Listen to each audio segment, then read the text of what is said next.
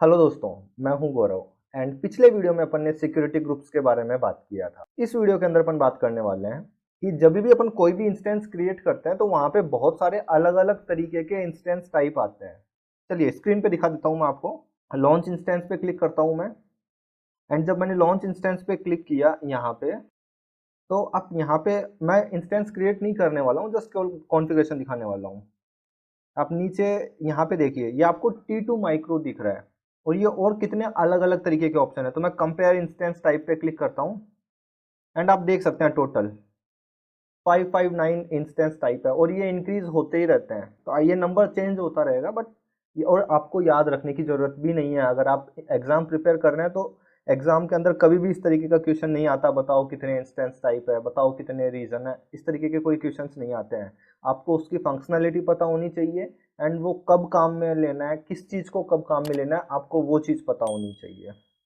तो आप देखो यहाँ पे ये अलग अलग तरीके के हैं। यहाँ पे आप सेटिंग पे क्लिक करो और आप ये सारी चीज़ें कम ज़्यादा कर सकते हो। लाइक इंस्टेंस फैमिली अगर आपको देखनी है तो आप यहाँ पे क्लिक कर सकते हो कंफर्म। एंड अभी आप देखिए यहाँ पे ये इंस्टेंस की फैमिली भी आ गई, T1 तो देखो जो भी T2 डॉट माइक्रो जो होता है ना, तो आप यहाँ पे ये देखिए।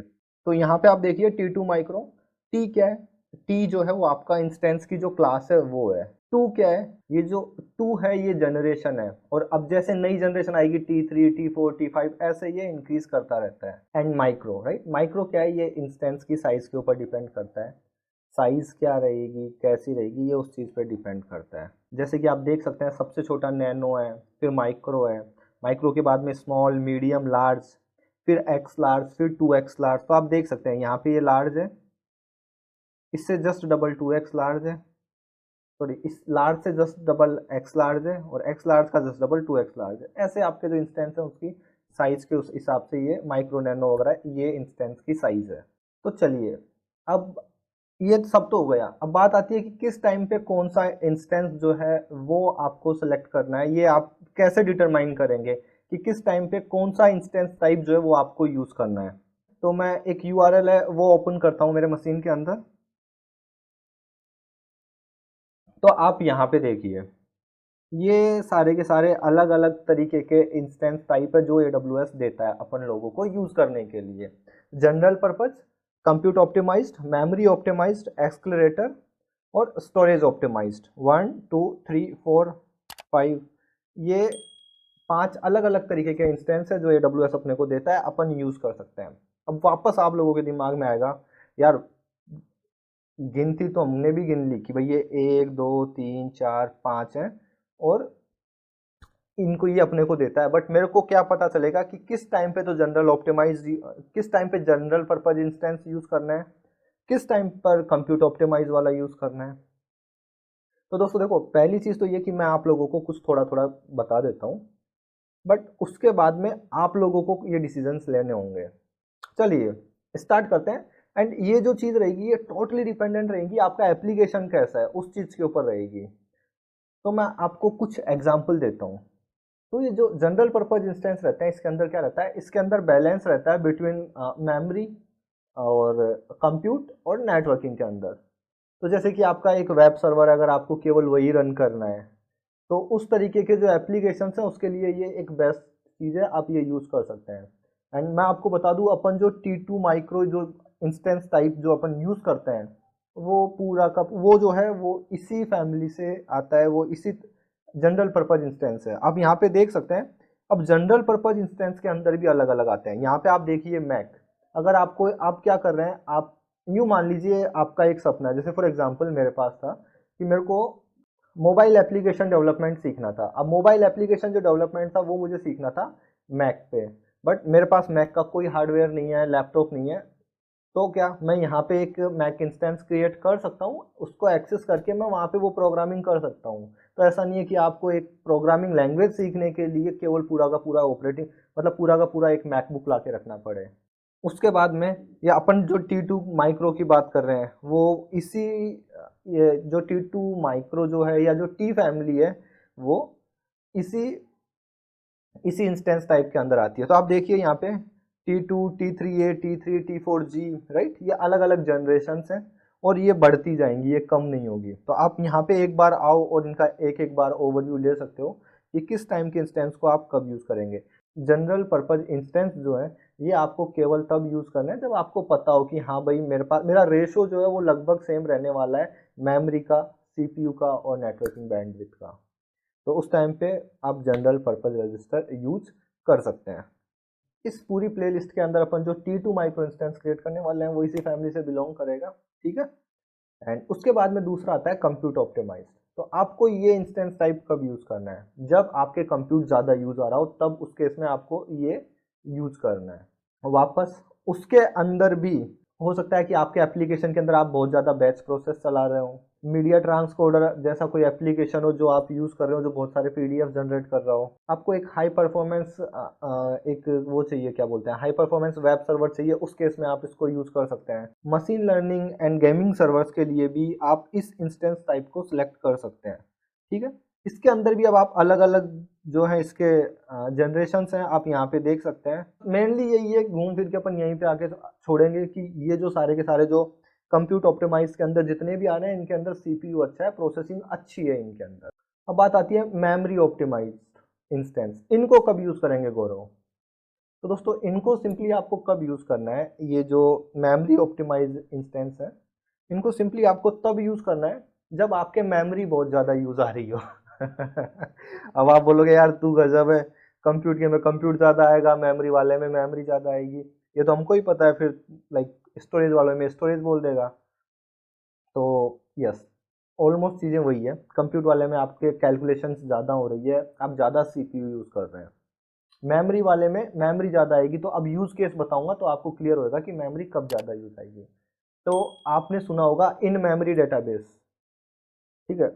मैं आपको एक चीज़ बताता हूँ, अगर आपने कभी एक माई सिक्वल क्वेरी मारी हो जिसके अंदर 3000 एंट्रीज हो, आप कमांड चलाते हो सेलेक्ट स्टार फ्रॉम यूजर्स करके, आई मीन आपने एक कमांड चलाई है, एक माई सिक्वल क्वेरी चलाई है जो आपके सारे के सारे यूजर्स की लिस्ट करवाएगी।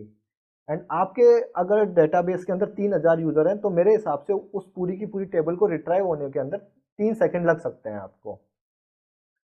अब आप एक चीज सोचो, फेसबुक के अंदर करोड़ों यूजर हैं और जब आप लॉगिन पे क्लिक करते हैं ना तो आप चुटकियों में लॉगिन हो जाते हैं। तो आप वो क्या करता है ऐसा वहाँ पे, विच डेटाबेस फेसबुक यूज, मैंने इस पर बहुत पहले एक ब्लॉग आर्टिकल लिखा था, बट आई मीन मेरी वो वेबसाइट नहीं चली तो मैंने उसको बंद कर दिया था। बट मैंने वहाँ पे चीज़ लिखी थी कि फेसबुक कैसे डेटाबेस यूज करता है, कि उसके अंदर करोड़ों यूजर होने के बाद में भी उसने फटाफट यूजर को तुरंत लॉगिन करवा दिया। और अगर अपन कोई एक माई सिक्वल क्वेरी चलाएं जिसके अंदर केवल 3000 यूजर्स हैं तो उसको उसको उस क्वेरी को रिट्राइव होने में इतना टाइम लग जाता है। बाद में कंडीशंस जो लगेंगी वो अलग कि भाई सही यूजर नेम है या नहीं है, पासवर्ड सही है या नहीं है, वो बाद की बात है, वो प्रोसेसिंग बाद में होगी। समझ में आ रही है?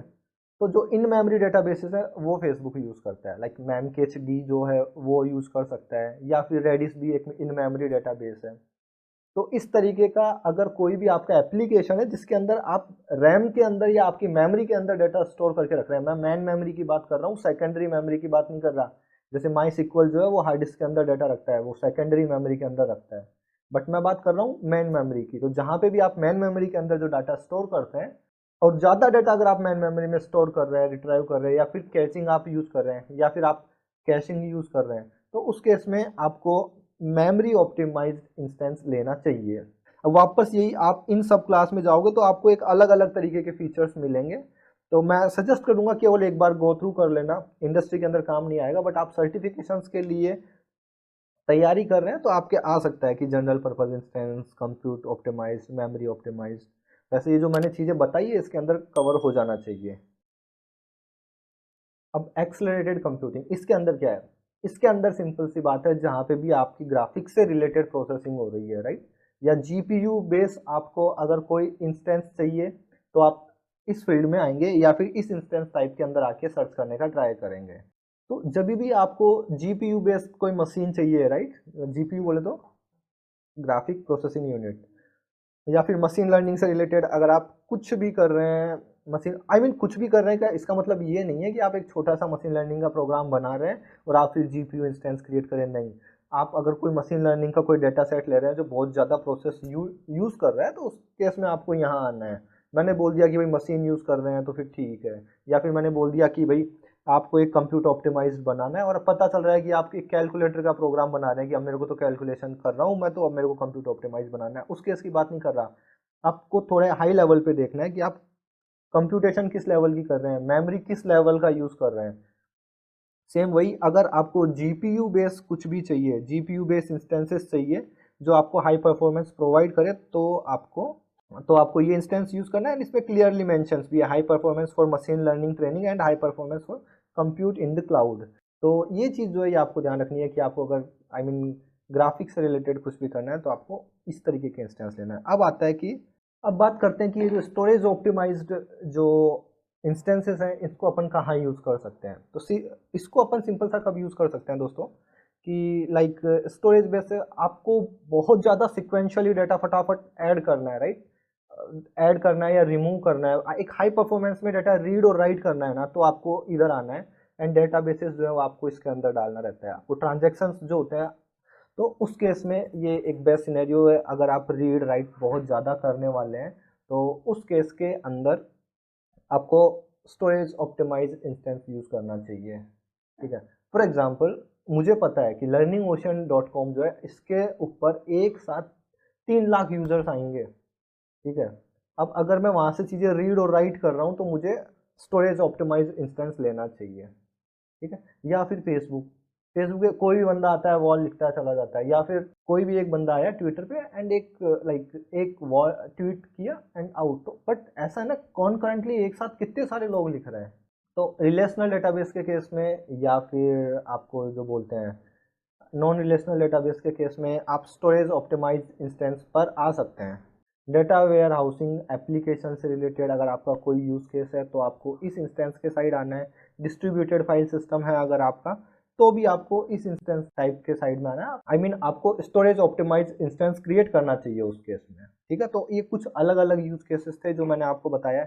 जनरल पर्पज कब यूज़ करना है, कंप्यूट कब यूज़ करना है, मेमोरी ऑप्टिमाइज्ड कब यूज़ करना है, ओके, एस्केलेटेड कंप्यूटिंग का कब यूज़ करना है और स्टोरेज ऑप्टिमाइज्ड का आपको कब यूज़ करना है। बट उसके अलावा एक चीज़ और मैं सजेस्ट करूँगा, बट एक चीज़ और जो मैं आपको यहाँ बताना चाहूँगा दोस्तों, कि देखो आपने आपके यूज़ केस के हिसाब से और आपने आपकी थ्योरी के हिसाब से आपने इंस्टेंस टाइप तो यहाँ सेलेक्ट कर लिया, but I will suggest you कि आप जब भी कोई भी इंस्टेंस टाइप सेलेक्ट करें उस पर आपका एप्लीकेशन लॉन्च करें तो उसके बाद में लोड टेस्ट आप जरूर करें कि हाँ भाई एक साथ कितने कॉन्करेंट यूजर को मेरा ये जो सर्वर है ये हैंडल कर सकता है। उसके लिए अलग अलग टूल्स ऑलरेडी अवेलेबल है मार्केट के अंदर, अपन उसके बारे में भी बात कर लेंगे। बट हमेशा ध्यान रखना आपको लोड टेस्टिंग जरूर करनी है, ठीक है दोस्तों। तो मैंने थ्योरी में आप लोगों को केवल इतना बताया है कि किस इंस्टेंस टाइप को जाके आपको कब चेक करना है, कब आपको जनरल पर्पज इंस्टेंस क्रिएट करना है, कब आपको कंप्यूटर ऑप्टिमाइज करना है।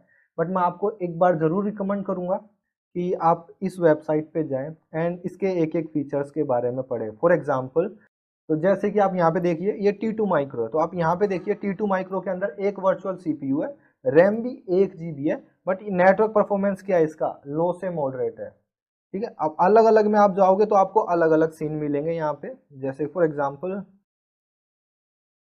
M5 लार्ज जो है मैं इसको लेता हूँ और यहाँ पे आप देखिए इसकी जो बैंडविड्थ है वो जा रही है 4750 मेगाबाइट, राइट। तो ये इतना जा सकता है, बट ये जो चीज़ें मेरे हिसाब से आपको रटने की जरूरत नहीं है। जब भी आप कोई भी इंस्टेंस क्रिएट करो आप देखो आपका यूज केस क्या है, आपको समझ में आ जाएगा कि हाँ यार इसके अंदर कंप्यूट ज़्यादा यूज हो रहा है, तो आपको फिर यहाँ पे जाना है कंप्यूट ऑप्टिमाइज इंस्टेंस में और यहाँ पे सिलेक्ट करना है आपको और फिर आपको देखना है कि हाँ भाई अब मेरे को ये इंस्टेंस क्रिएट करना चाहिए। यूजुअली हम लोग ऐसे ट्राई करते हैं इंडस्ट्री के अंदर, मतलब ऐसा नहीं होता कि हम रट के बैठे रहते हैं और क्लाइंट को मतलब क्लियर बताना होता है, अच्छा आपको आई प्रोसेसिंग चाहिए, आप C7G फैमिली का या फिर C7G लार्ज इंस्टेंस आपको चाहिए। नहीं, हो सकता है कि तुरंत मैं गलत आंसर दे दूँ। एक प्रॉपर रिक्वायरमेंट लेते हैं, उसके बाद में देखते हैं कि उसको कितना मेमोरी चाहिए, उसको CPU कितना चाहिए, कितना ज़्यादा लोड रहने वाला है, कितना ज़्यादा वो यूज़ करने वाला है। उस हिसाब से फिर हम ये टेबल में से सजेस्ट करते हैं कि ये देखो अगर आपके इतना लोड आएगा तो ये वाला सही है, इतना लोड आएगा तो ये वाला सही है, या डायरेक्ट ये लिंक ही भेज देते हैं, देखते रहो। तो ये चीज़ आपको ध्यान रखनी है इंस्टेंस टाइप के बारे में। अगले वीडियो में अपन क्या देखेंगे, परचेजिंग ऑप्शंस के बारे में। तो दोस्तों इस वीडियो में इतना ही, मिलते हैं अगले वीडियो में, बाय बाय।